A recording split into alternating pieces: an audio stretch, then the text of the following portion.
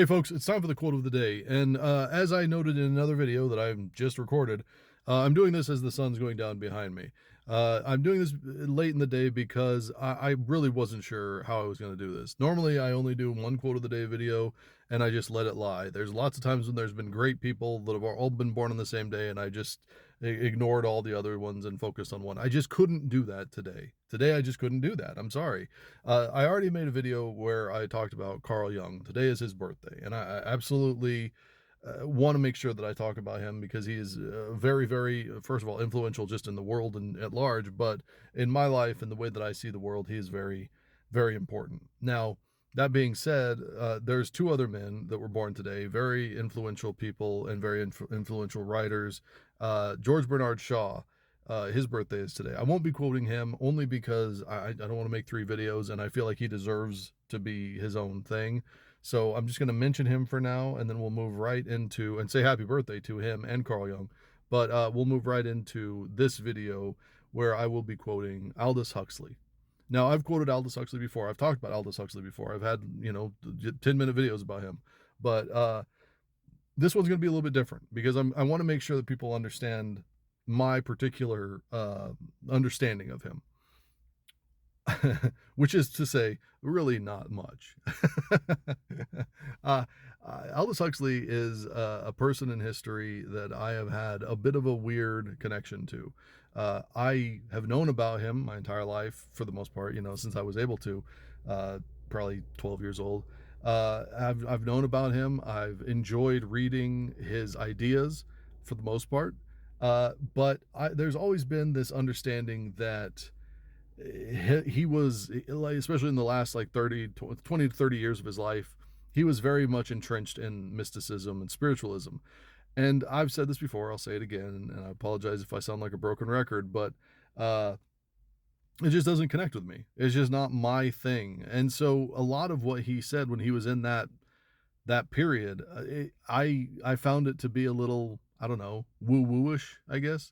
And so I just didn't, it didn't connect with me, and so I would often disregard it. That is not the way you want to be. I'm not saying that I was right to do that. I just that's how I was. And so I don't know as much about his life. I don't know much about him as a man. I know that he had, I guess, issues with his eyesight. I know that he looked around at the world and he saw, especially right before he started to get very spiritual and very mystical with his understandings, he was looking at the world in almost a futuristic sense, like as a futurist, and saying we need to address the ills of humanity in a much more like realistic, visceral way, because we are sliding precipitously down a slope that is going to end up destroying us. I mean, he never said things like destroy the world. He understood that humans were the things that were going to go away.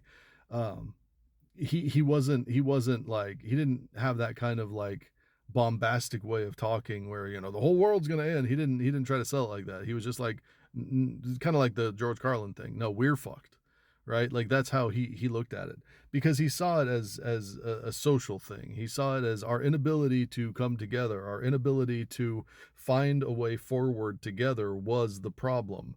And so he spent a good portion of his life trying to address that.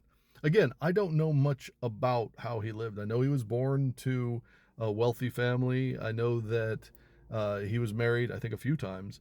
I know that some people said that he was one of the most kind people they'd ever met, but other people said that he always seemed very, very distant, that his mind seemed to wander, and that he wasn't always there. And I think that lines up with a lot of things he said. And honestly, same girl. Like, people can say the same thing about me.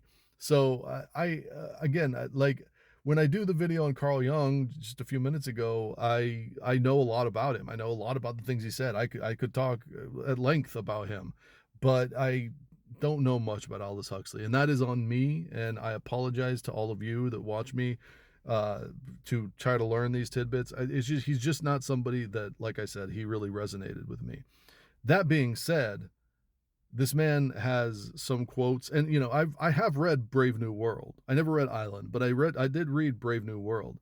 And so I understand that aspect of it, the dystopia that he puts forward in that. But I I just as far as his, like, spiritual stuff, you're not I don't have anything to add to that. I don't know enough about it. I know that he's got entire books talking about different, mysticism, ways of thinking, and, an entire book about how his mind opened up when he was, hopped up on mescaline for who knows how long.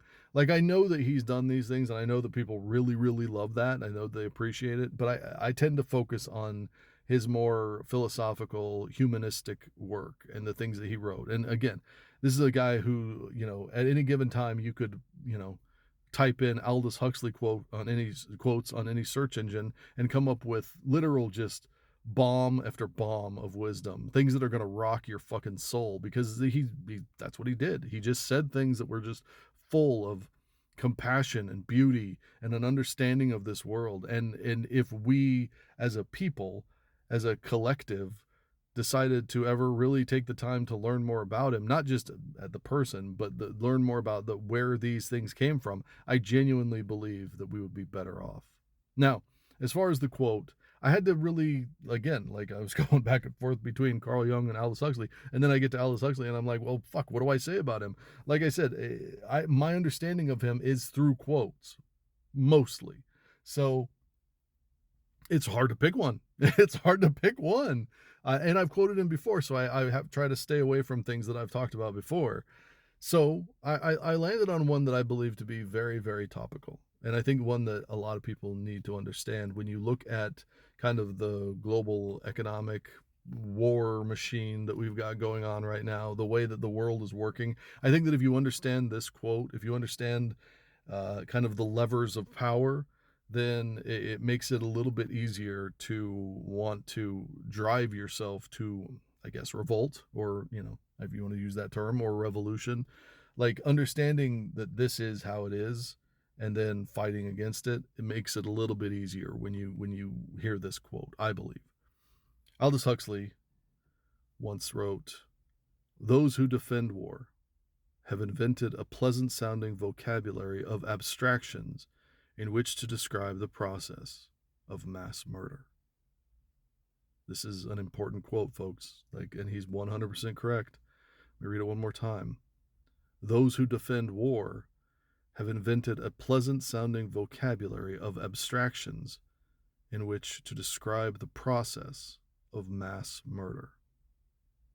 Now, I want you to, most people that would follow me or that are going to see this, through the FYP, I want you to really think about the different instances that recent, stuff in the past, let's say 4 years, right? I want you to think about the way that the people talk about these different actions, the way that the media, the way that even people on social media talk about these different actions. I want you to think about the way that there has been and should still be a huge movement talking about what has happened in Gaza, and how there was a huge pushback, not just from politics, but from mass media and, people even here, uh, trying to kind of correct the language around it. There's always a push to try to change the way that people talk about things. Why? Well, because the way that we communicate, the words we use paint images in our head that determines our reality. Do you understand that? Like that when people say use these words, what they're saying is use these words because it will determine how you think of something, and how you think of something determines your reality. Your perspective determines reality. And this is one of those things that is very, very important to understand. When you hear somebody talking about a wartime action, it's important to remember every single time somebody's going to die. You're signing off, whatever language you want to use, you're signing off on mass murder. You're signing off on killing people. That's what war is. That's what war is doing right now. We're killing people. Why are we doing it? It's up for debate, I guess. It's up for discussion. Who knows? But if that's okay with you, that it's up for debate and people are dying, maybe do a little self-reflection. That's the point of what he's talking about here. The fact that we have an entire industry built around the idea of making you feel like it's okay that we're murdering people wherever they may be. Happy birthday to Aldous Huxley and Carl Jung and George Bernard Shaw. The rest of you take care of yourself, take care of others. I'll talk to you soon.